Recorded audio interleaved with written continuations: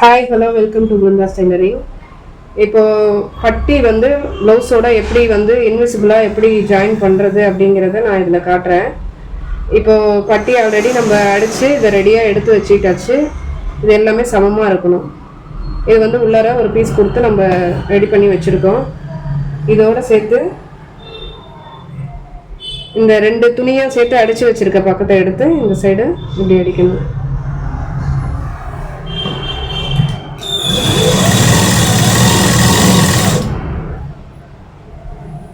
ஒன்றா ஜாயின் பண்ணிவிட்டு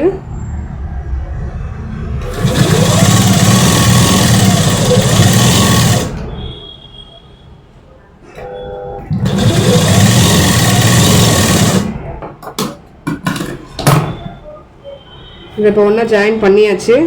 இன்னொரு பக்கத்தை எடுத்து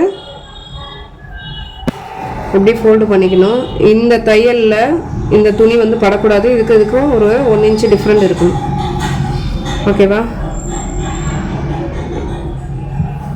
இதோட சேர்த்து இப்போ நம்ம போட்ட தையல் மேலேயே இன்னொரு தையல் போடணும். சமமாக வச்சுக்கணும் இந்த துணியும் அந்த துணியும்.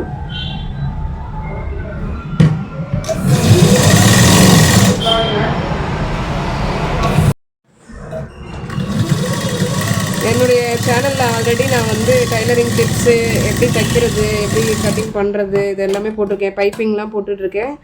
எல்லோரும் பைப்பிங் வந்து நிறைய பேர் பார்த்துருக்கீங்க. அந்த பைப்பிங் வைக்கிறது எப்படி அப்படிங்கிறது ஈஸியாக அதில் புரிகிற மாதிரி சொல்லியிருக்கேன்.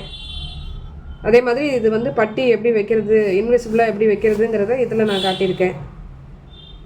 இப்படி எடுத்து விட்டோம் அப்படின்னாக்கா பட்டி வந்து ஃபினிஷிங்காக தெரியும்.